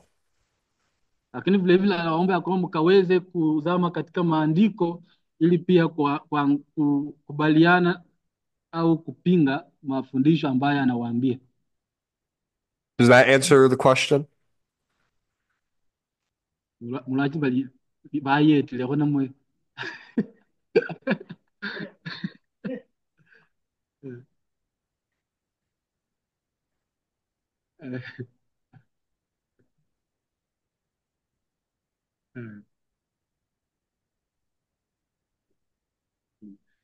Kalma kwiza kunya kwamenyelesha homo mahwa mena ko mubangili.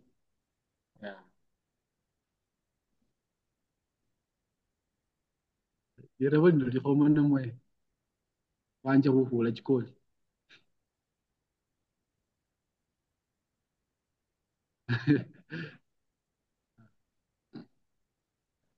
Yeah, I think it's helpful, and they might do more research on the same. Okay. Yeah, thank you. Any final questions before we wrap up? Amali lirebo limalisina lihoyo. Malilisi.